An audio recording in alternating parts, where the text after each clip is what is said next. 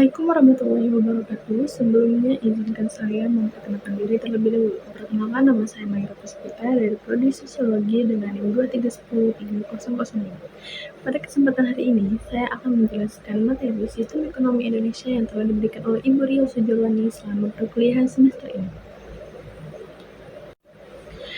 Baik, yang pertama ada manfaat dari penerapan sistem perekonomian dalam suatu negara. Ada apa saja? Yaitu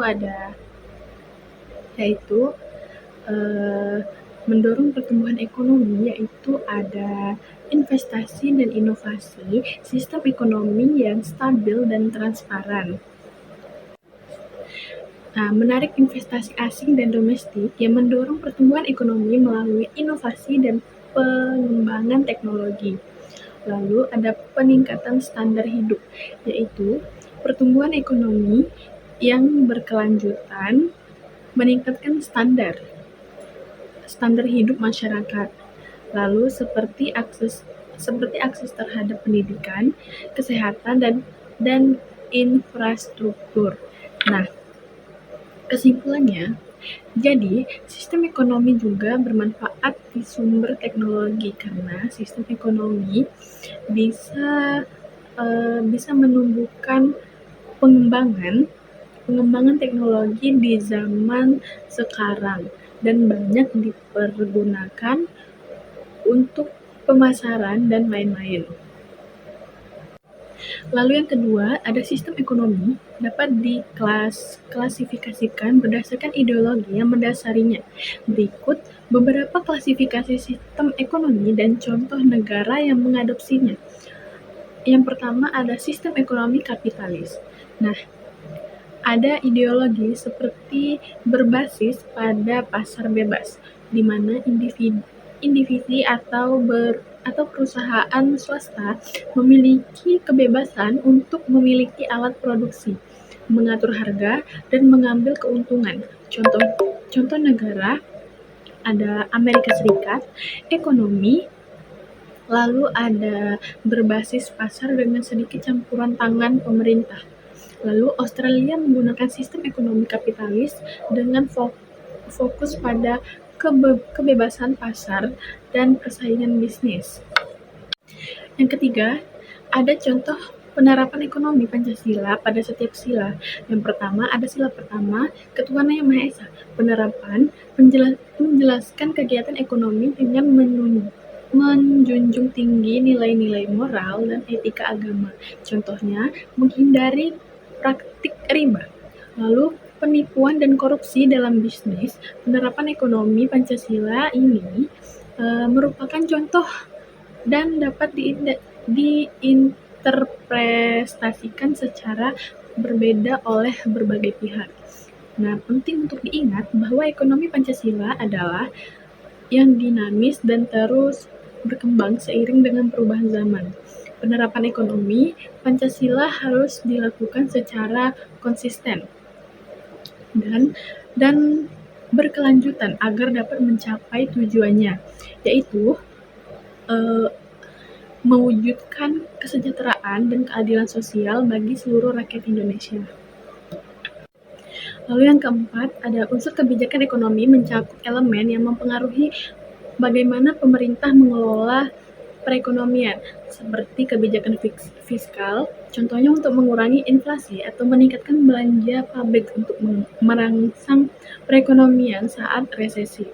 Lalu ada kebijakan moneter, contohnya bank sentral menurunkan suku bunga untuk mendorong investasi dan konsumsi. Lalu ada kebijakan. Nah, kebijakan ini seperti perdagangan berkaitan dengan peraturan mengenai ekspor, impor, dan hubungan perdagangan. Lalu, setiap unsur kebijakan ekonomi tersebut berfungsi untuk mencapai tujuan ekonomi, seperti pertumbuhan ekonomi yang berkelanjutan, lalu mengendalikan inflasi, peningkatan lapangan kerja, dan kesejahteraan masyarakat. Nah, peran antara Rusia dan Ukraina memiliki dampak signifikan terhadap globalisasi ekonomi, seperti beberapa efek termasuk gangguan rantai pasokan, lalu ada kenaikan harga energi, lalu ada perubahan alih investasi dan politik ekonomi. Nah, lalu ada keamanan pangan secara keseluruhan. Konflik ini mempercepat beberapa perubahan dalam pola perdagangan dan investasi, serta menyoroti ketentangan dalam sistem global. Yang kelima, ada di Indonesia. Tujuan BUMN terbesar sering didominasi oleh bank besar seperti Bank Mandiri, Bank Rakyat Indonesia atau BRI, dan Bank Negara Indonesia (BNI). Hal ini bisa dijelaskan dengan beberapa alasan, seperti peran penting sektor perbankan dalam perekonomian. Contohnya, sebagai bank terbesar di Indonesia, memiliki jaringan yang luas dan mendukung sektor penting seperti infrastruktur, manufaktur, dan perdagangan skala ekonomi yang kapitalis pasar.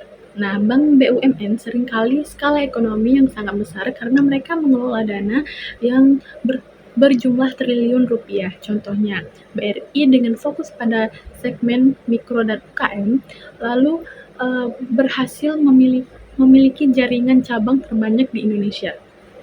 Ada juga stabilitas dan kepercayaan. Bank-bank besar BUMN sering dianggap lebih stabil dan dibandingkan dengan bank swasta atau asing, terutama dalam situs ekonomi yang tidak pasti. Contohnya, ketika terjadi krisis ekonomi, banyak nasabah cenderung memilih bank-bank BUMN karena dianggap lebih aman. Dengan dukungan pemerintah, jika terjadi masalah likuiditas atau solvabilitas. Kesimpulannya,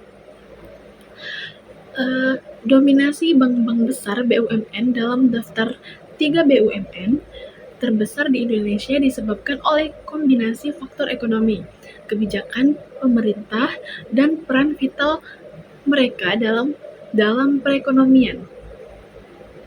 Lalu yang keenam, ada contoh penerapan ekraf di tempat Anda bekerja atau lingkungan sekitar Anda.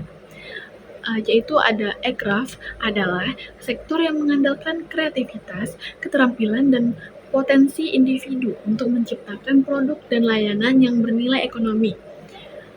Ini berikutnya beberapa contoh penerapan ekraf yang dapat ditemukan di tempat kerja atau lingkungan sekitar. Yang pertama, ada industri musik dan hiburan. Seperti di banyak tempat kerja atau lingkungan sekitar, terdapat musisi atau grup musik lokal yang mengadakan pertunjukan, konser atau acara hiburan. Lalu yang kedua ada film dan animasi. Di beberapa tempat kerja atau komunitas kreatif, pembuatan film pendek dokumenter kreatif ini dapat mencakup kerja film lokal yang memproduksi karya yang kemudian dipromosikan di festival atau bahkan disebabkan melalui platform digital. Lalu, penerapan ekraf ini berkontribusi pada pertumbuhan ekonomi, menciptakan lapangan kerja, serta pelestarian budaya lokal. Sekian penjelasan dari saya. Terima kasih. Wassalamualaikum warahmatullahi wabarakatuh.